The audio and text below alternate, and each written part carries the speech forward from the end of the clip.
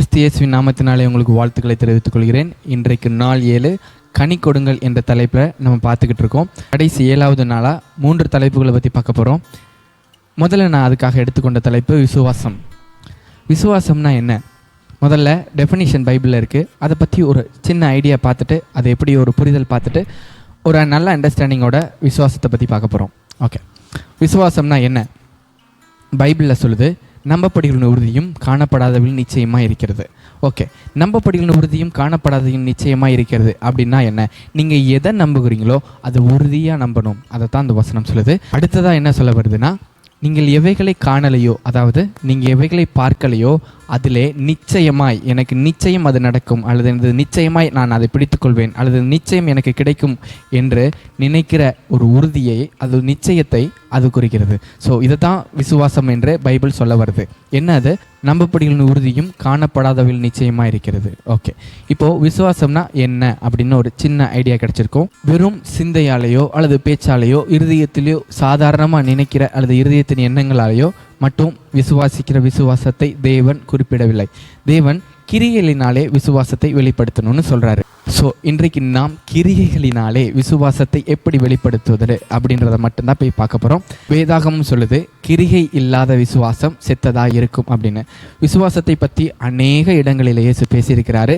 எந்த இடத்துல அற்புதங்களை அவர் வெளிப்படுத்தினாரோ, எந்த இடத்துல நோய்களை சுஸ்தப்படுத்தினாரோ, யாருக்கு தேவைகள் ஏற்பட்டதோ, எங்கே அற்புதம் தேவைப்பட்டதோ அதற்கு முன்பாக இயேசு கிறிஸ்து எல்லாரிடம் ஒரு கேள்வி தெளிவாக கேட்கிறார். என்னால் இந்த அற்புதத்தை உனக்கு செய்ய முடியும் என்பதை நீ விசுவாசிக்கிறாயா என்று கேட்கிறார். என்னால் உனக்கு இந்த நன்மையை தர முடியும் என்று நீ விசுவாசிக்கிறாயா என்று கேட்கிறாரு. ஸோ இதிலிருந்து நமக்கு என்ன தெரிய வருது அப்படின்னா, எங்கே அற்புதம் நடக்க வேண்டுமோ, எங்கே தேவைகள் நிறைவேற்றப்பட வேண்டுமோ, எங்கே நோய்கள் சொஸ்தப்பட வேண்டுமோ அதற்கு முன்பு விசுவாசம் நமக்குள் வெளிப்பட வேண்டும் என்று தேவன் உங்களுக்கு வலியுறுத்துகிறார். எனவே கிரியைகளினாலே விசுவாசத்தை வெளிப்படுத்துவது எப்படி அப்படின்றத பற்றி தான் நம்ம பார்க்க போகிறோம். கிரியைகளினாலே விசுவாசத்தை வெளிப்படுத்துறதுனா எப்படி? ஒரு சாதாரண சம்பவத்தை பற்றி பார்ப்போமா? எனக்கு தெரிந்த உண்மை சம்பவம் இது. 2 நண்பர்கள் கடை வீதியில் நடந்துட்டு போகிறாங்க. அவங்க போயிட்டு இருக்கப்போ ஒரு சின்ன பிள்ளை கையேந்தி நிற்கிறாங்க. எனக்கு காசு கொடுங்க, எனக்கு பசியாக இருக்குது அப்படின்னு சொல்கிறாங்க. உடனே அதில் ஒரு நண்பர் என்ன செய்கிறாரு, சிறிய தொகையை கொடுத்து அவங்களுக்கு உதவி செய்யலாம் அப்படின்னு அவர் உடனே வேகமாக தான் பாக்கெட்டில் கையை விட்டு ஒரு 10 ரூபாயோ அல்லது 20 ரூபாயோ எடுத்து கொடுத்துடலாம் அப்படின்னு யோசிக்கிறாரு. அதே சமயத்தில் இன்னொரு நண்பர் கேட்குறாரு, என்கிட்ட காசு நான் கொடுக்க விரும்பலை, உனக்கு வேணால் சாப்பாடு வாங்கி தரேன், உனக்கு பசிக்குதுன்னா நான் சாப்பாடு வாங்கி தரேன் அப்படின்னு சொல்கிறாரு. உடனே அந்த சிறுவியோட கவனம் அந்த சகோதரர் மேலே போயிடுச்சு. அந்த சகோதரர் அந்த சின்ன பிள்ளையை பார்த்து, உனக்கு சாப்பாடு வாங்கி தரணும்னு விரும்புகிறேன், உனக்கு என்ன சாப்பாடு வேணும் அப்படின்னு கேட்குறாரு. இன்னொரு பக்கத்தில் இருந்த நண்பர் அந்த கேள்வி ஒரு வினோதமான கேள்வியாக இருந்தது. இது என்ன வித்தியாசமாக இருக்குது, அவரால் முடிந்த ஒரு சாப்பாடு தானே வாங்கி கொடுக்கணும் அப்படின்னு அவர் நினைக்கிறாரு. ஆனால் அந்த சிறுமி உடனே கேள்வி கேட்குறாங்க, எனக்கு சாப்பாடு வாங்கி கொடுங்க, ஆனால் நான் ரொம்ப நாள் சாப்பிடாத ஒரு விஷயத்த நான் கேட்கணும்னு நினைக்கிறேன், நீங்கள் கேட்டால் வாங்கி தருவீங்களா அப்படின்னு கேட்குறாங்க. நீங்கள் சொல்லுங்கள், உங்களுக்கு என்ன சாப்பாடு வேணும்னு சொல்லுங்கள், நான் வாங்கி தரேன் அப்படின்னு அந்த சகோதரர் சொல்கிறாரு. உடனே அந்த சிறுமி அந்த சகோதரரை பார்த்து கேட்குறாங்க, எனக்கு ஒரு ஐஸ்கிரீம் வாங்கி தருவீங்களா அப்படின்னு.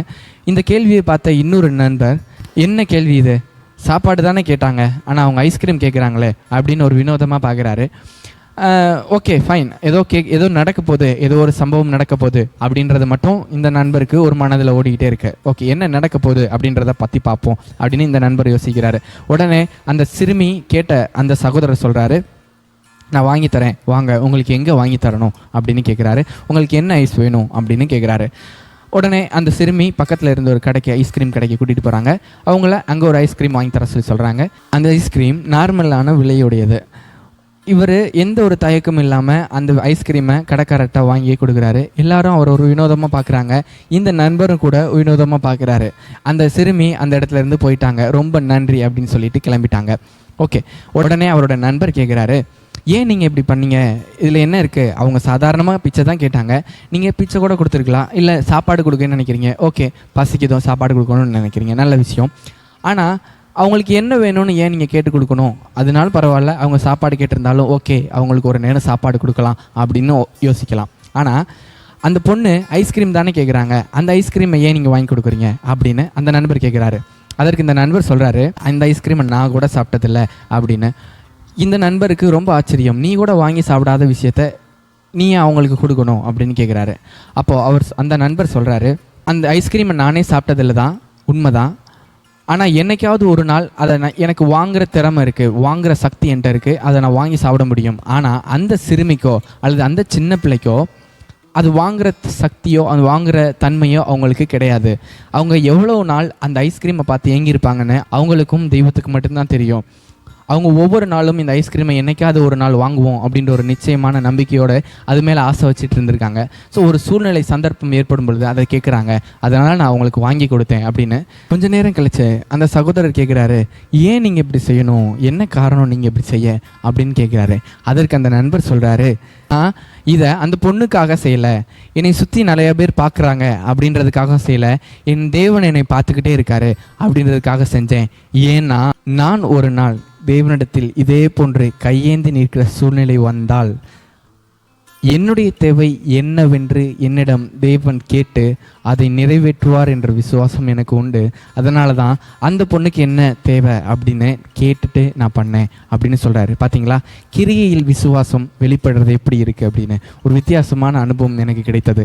இதே மாதிரி தான் பைபிளில் தாவீதும் கோலியாத்து முன்னாடி நிற்கும் பொழுது மனுஷங்களை பார்க்கல, அவங்களுக்கு முன்னாடி இருக்க கோலியாத்தை பார்க்கல, அது ஒரு போர்க்களம்னு அவர் பார்க்கல. என் தேவனை குறித்து இவங்க பேசுறதுக்கு யாரு, என் தேவன் நிச்சயம் என்னை விடுவிக்க உள்ளவர், என் தேவன் என்னை பார்த்துக்கிட்டு இருக்காரு, தேவன் எனக்கு நிச்சயம் சகாயம் செய்வார், எனக்காக நிச்சயம் அவர் போர் செய்வார், நான் நிச்சயம் வெற்றி பெறுவேன் அப்படின்னு ஒரு நம்பிக்கையும் ஒரு விசுவாசமும் அவருக்குள்ள இருந்தது. அவர் தன்னிடத்துல இருக்கிறவைகளை பார்க்கல, அவர் தன்னுடைய வயசை பார்க்கல, அவர் தன்னுடைய அனுபவத்தையும் கூட பார்க்கல, அவர் தேவனை பார்க்குறாரு, தேவன் இவரை பார்க்குறாருன்ற ஒரு நம்பிக்கை அவருக்கு இருந்தது. அதனால தான் தாவீது அந்த இடத்துல தன்னுடைய விசுவாசத்தை வெளிப்படுத்தினார். தேவன் ஒரு அற்புதத்தை நடப்பித்தார். பாருங்க, விசுவாசம் கிரிகை இல்லாத விசுவாசம் செத்ததா இருக்கும் இல்லையா? கிரிகையினாலே விசுவாசத்தை வெளிப்படுத்துங்கள், அதுதான் தேவன் விரும்புகிற விசுவாசம். வேதாகமம் சொல்லுது, விசுவாசிக்கிறவன் எவனும் உலகத்தை ஜெயிப்பான் அப்படின்னு. பாருங்க, கிரியினாலே விசுவாசிக்கிறதால நம்மளால ஜெயம் பெற முடியும் அப்படின்ற ரகசியத்தை வேதாகமம் சொல்லுது. எவ்வளோ அருமையான விஷயத்தை தேவன் விசுவாசத்தில் வைத்திருக்கிறார். ஸோ விசுவாசம்னா உங்களுக்கு என்னென்னு ஒரு ஐடியா கிடச்சிருக்கும் நான் நம்புகிறேன். அதே போன்று கிரிகையிலே எப்படி விசுவாசத்தை வெளிப்படுத்துறதுன்னு நம்ம பார்த்துட்டோம் இல்லையா? தாவீதை போல அந்த நண்பரை போல உங்களுடைய செயல்களில் விசுவாசத்தை வெளிப்படுத்துங்கள், கர்த்தர் நிச்சயம் உங்கள் மத்தியில் அற்புதம் செய்வார். அடுத்ததாக நம்ம பார்க்க போகிற தலைப்பு சாந்தம். சாந்தம்னா நமக்கு ஒரு ஐடியா இருக்கும், அமைதி, பொறுமை, இது மாதிரி. ஆனால் சாந்தம்னு வேதாகமத்தில் என்ன சொல்லுது அப்படின்னா, மத்தேயு 5ஆம் அதிகாரம் 5வது வசனம் சொல்லுது, சாந்த குணமுள்ளவர்கள் பாக்கியவான்கள், அவர்கள் பூமியை சுதந்திரித்துக் கொள்வார்கள் என்று. நல்லா கவனிங்க இந்த வசனத்தை. சாந்த குணம் இருந்தால் பூமியவே சுதந்திரித்துக் கொள்ள முடியுமா? எவ்வளோ அருமையான வசனம் இல்லை? அநேக கஷ்டங்களிலும் அநேக நெருக்கங்களிலும் வார்த்தையை கொட்டிடாமல் அமைதியாக பொறுமையாக சாந்தமாக அந்த சுச்சுவேஷனை ஹேண்டில் பண்ணுறது தான் தேவன் அப்படி சொல்கிறாரு. சாந்த குணத்திற்கு நல்ல எடுத்துக்காட்டு இயேசு கிறிஸ்து சொல்லலாம். ஏன் அப்படின்னா, மத்தேயு 21:4வது வசனம் சொல்லுது, இதோ என் ராஜா சாந்த குணமுள்ளவராய் கழுதையின் மேல் ஏறி வருகிறார் என்று. இயேசு கிறிஸ்துவ தான் அந்த வசனம் சொல்லுது. ஸோ இயேசு கிறிஸ்துவ தான் சாந்தத்திற்கு ஒரு எடுத்துக்காட்டாக பார்க்கலாம். அநேக நேரங்களில் இயேசு கிறிஸ்துவை நிந்தித்தாங்க. முக்கியமாக நம்ம நிந்திக்கிற இடத்துக்கு போகணுன்னா சிலுவைக்கு நேராக போகலாம். அதில் இடது பக்கத்தில் இருக்க கல்லன் சொல்கிறான், நீ உண்மையாகவே தேவனுடைய குமாரனே, ஆனால் எங்களை விடுவியும், நீயும் உன்னை ரட்சித்துக் கொள்ளும் என்று சொல்கிறாரு. அந்த வேளையிலும் கூட தேவன் சாந்த குணமுள்ளவராக இருக்கிறார். அவரை காயப்படுத்துகிறாங்க, அவரை அடிக்கிறாங்க, அவரை நொறுக்குறாங்க, இருந்தாலும் தேவன் அவர்களுக்குமாய் வேண்டுதல் செய்கிறார். என்ன ஒரு சாந்த குணம் பாருங்க. வேதாகம் சொல்லுது, இயேசு கிறிஸ்து சாந்த குணமுள்ளவராக இருந்தாருன்னு. அதனால தான் அவர் பிதாவுக்கு என்ன செய்யணும்னு அவர் நினைச்சாரோ அதை செய்து முடித்துட்டு போயிட்டாரு. ஒரு நல்ல விசுவாசத்தோடு நல்ல போராட்டத்தோடு அவர் தேவனுக்காக எதை செய்ய வேண்டும் என்று பொறுமையாய் காத்திருந்தாரோ, அவர் சொன்னதை நிறைவேற்றும்படி அவர் விசுவாசத்தோடு காத்திருந்தாரோ, எவ்வளவு சாந்தமாய் காத்திருந்தாரோ அதை அவர் செய்து முடித்துட்டு போயிட்டாரு. வேதாகம் சொல்லுது இல்லையா, சாந்த குணமுள்ள பாக்கியவான்கள், அவர்கள் பூமியை சுதந்திரித்துக் கொள்வார்கள் என்று. இதே போல தான் இயேசு கிறிஸ்து பாருங்க, அவர் சாந்த குணமாக இருந்து பூமியை அவர் பாணியில் சுதந்திரித்து கொண்டார் இல்லையா? தேவன் சொன்ன வார்த்தையை அப்படியாக செய்து முடித்தார். ஸோ சாந்த குணமுள்ளவர்களுக்கு நல்ல எடுத்துக்காட்டா இயேசுவை பார்க்கலாம். அதே போல் சாந்த குணமுள்ளவர்களாக இருக்கிற பட்சம் எந்த பிரச்சனைகள் வந்தாலும், எந்த துன்பங்கள் வந்தாலும், என்ன நெருக்கங்கள் வந்தாலும் நம்முடைய சாந்த குணத்தை நம்ம முன்வைத்து அமைதியாக பொறுமையாக தேவன் நமக்கு நிச்சயம் செய்வார்னு ஒரு விசுவாசத்தோடு சாந்த குணத்தை நீங்கள் கடைபிடிக்கிற பொழுது அந்த வசனத்தில் சொன்னது போலவே உங்களுக்கும் நடக்கும். அடுத்ததாக நம்ம பார்க்க போகிற தலைப்பு இச்சையடக்கம். இச்சையடக்கம் பற்றி வேதாகம் என்ன சொல்லுது பாருங்கள். யாக்கோப்பு 1 அதிகாரம் 14-15 வசனத்தில், அவனவன் தன் தன் இச்சையினாலே இழுக்கப்பட்டு சிக்குண்டு சோதிக்கப்படுகிறான். பின்பு இச்சையானது கற்பந்தரித்து பாவத்தை பிறப்பிக்கும், பாவம் பூரணமாகும் போது மரணத்தை பிறப்பிக்கும். என்ன ஒரு வசனம் பாருங்கள். இச்சையடக்கத்தோடு நாம் இருக்கும் பொழுது நாம் சோதனையிலிருந்து தப்பிக்கலாம் அப்படின்னு ஒரு ரகசியத்தை அந்த வசனம் சொல்லித்தருது. ஸோ சோதிக்கப்படாதபடிக்கு நீங்கள் தப்பிக்க வேணும் அப்படின்னா இச்சையடக்கத்தோடு இருக்கிறது ரொம்ப நலமாக இருக்கும். ஸோ அந்த வசனம் அதைத்தான் சொல்லுது. நீங்கள் இச்சையடக்கத்தோடு இருக்கும் பொழுது சோதனையிலிருந்து தப்பிக்க முடியும். சோதனையிலிருந்து தப்பிக்கிறதுனால உங்களிடத்திலிருந்து பாவம் இல்லாதபடி வாழ முடியும் அப்படின்ற ஒரு ரகசியத்தை அந்த வசனம் சொல்லித்தருது. சரி, இச்சையடக்கத்திற்கு ஒரு உதாரணமாக வேதாகமத்தில் அனனியா சபிரால் என்ற கணவன் மனைவி இருக்காங்க. அப்போஸ்தலர் 5 அதிகாரம் இதை பற்றி சொல்ல வருது. அனனியால் சபிரால் தங்களுடைய சொத்துக்களை விற்று ஊழியத்திற்காக கொடுத்துக்கிட்டு இருக்காங்க. அப்போது தங்களுக்கு தேவையாக கொஞ்சம் பணத்தின் மேலே இச்சை இருந்ததுனாலே அவர்கள் அந்த பணம் அவர்களுக்கு தேவைப்படும் என்று அவர்கள் இச்சித்ததுனாலே அந்த பணத்தில் கொஞ்சத்தை எடுத்து வைக்கிறாங்க. இதுதான் அந்த வசனம் சொல்லுது. தன் தன் இச்சையினாலே சிக்குண்டு, அந்த இச்சை அவர்களுக்கு ஒரு பயத்தை கொடுக்குது. அந்த பயத்தை காரணமாக வைத்து அவர்கள் மத்தியில் இச்சை உண்டாகுது. அதனாலே விற்ற பணத்திலே ஒரு சிறிய பணத்தை அவர்களுக்கென தனியாக பிரிச்சுக்கிட்டாங்க. இது தேவனுடைய பார்வைக்கு தவறாக தெரிஞ்சது. உடனே பேதுரு கேட்குறாரு உங்கள் 2 பேர்ட்டையும், நீங்கள் விற்ற காசு இவ்வளவுதானான்னு. உடனே அவங்க போய் சொல்கிறாங்க. இதைத்தான் அந்த வேத வசனம் சொல்லுது. அவனவன் தன் தன் சுய இச்சையினால் இழுக்கப்பட்டு சிக்குண்டு சோதிக்கப்படுகிறான் என்று. அந்த பேதுருவின் கேள்விகள் அவர்களுக்கு சோதித்தது. அப்பொழுது அவர்கள் வழி இல்லாதபடிக்கு பாவத்திற்கு தள்ளப்படுகிறார்கள். பொய்யினாலே அவர்கள் பாவம் செய்கிறாங்க. இந்த பொய் தேவனுக்கு முன்பாக பாவமாக இருந்த காரணத்தினால பேதுரு நீங்கள் இறந்து போயிடுவீங்க அப்படின்னு சொல்கிறாரு. உடனே அவங்க 2 பேரும் இறந்து போயிடுறாங்க. பாருங்கள், அது மரணத்தை பிறப்பித்தது. ஸோ இந்த வசனம் சொல்கிறத பாருங்கள். இச்சையானது பாவத்தை பிறப்பிக்கும், பாவம் பூரணப்படும் பொழுது அது மரணத்தை பிறப்பிக்கும் என்ற வார்த்தை அவர்கள் மத்தியில் நிறைவேறினது. ஸோ இச்சையடக்கம் ரொம்ப ரொம்ப இம்பார்ட்டண்ட்டாக இருக்குது. ஸோ இச்சையடக்கத்திற்கு நம்ம நல்ல ஒரு எடுத்துக்காட்டை பார்த்தோம்.